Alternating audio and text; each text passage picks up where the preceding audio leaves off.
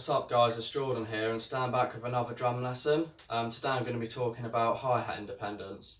So I sort of heard about this firstly in a song called Moby Dick by Led Zeppelin, and it was drummed by John Bonham, and it was a drum solo that he did, and I noticed that he constantly had his hi-hat pedal going, and it's used quite a lot in funk music as well to keep the groove going, and also it was either Them Crooked Vultures or Queens of the Stone Age, and Dave Grohl was doing this mad drumming and constantly keeping his pedal going.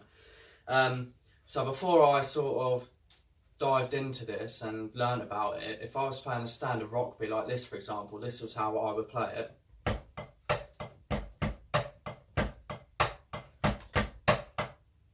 And my left foot would be doing absolutely nothing.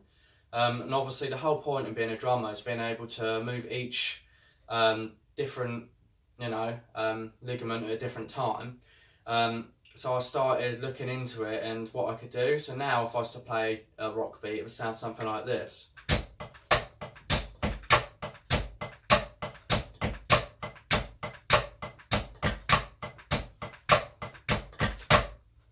So today what I'm going to be doing is talking through two different drum grooves, and essentially they're doing exactly the same thing, except all you're doing is switching what your hand up, which would be playing on the ride or the crash cymbal, and your left foot, which is on the hi-hat, and you're just switching around what they'd be doing. So in the first groove I'm going to show you, it's going to sound something along the lines of this. So I'll just give you a quick example of that.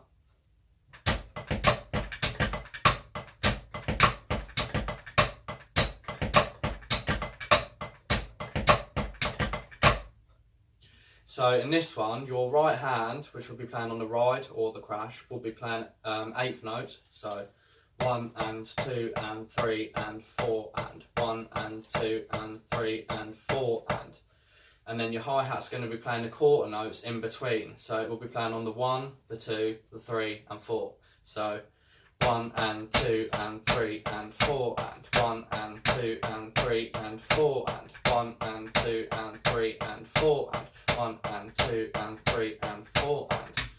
So this is what the groove sounds like all together. Now if I isolate what the right hand and the hi-hat's doing and take the kick away from it, this is essentially what's happening. It sounds quite confusing, but when it's put together in context, it all makes sense. So 1 and 2 and 3 and 4 and 1 and 2 and 3 and 4 and 1 and 2 and 3 and 4 and 1 and 2 and 3 and 4 and. So the hi-hat's playing on every 1, 2, 3 and 4 of the bar.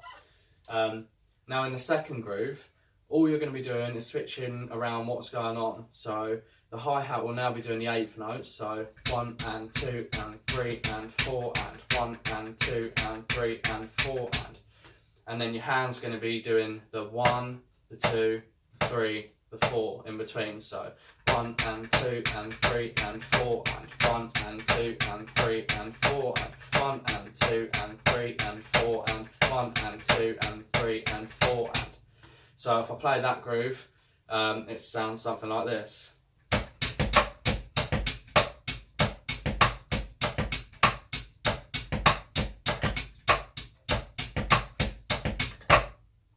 So the feel of the groove sounds slightly different because of what's going on the hi-hat, but essentially the drum beats are exactly the same.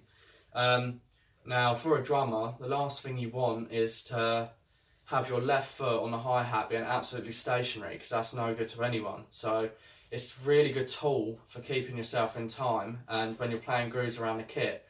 So you want to get into practicing this because it can help make you a lot more of an ambidextrous drummer and play a lot more fluidly around the kit whilst keeping that going. And once you get the hang of basic hi-hat independence, you can move on to a lot more complex stuff.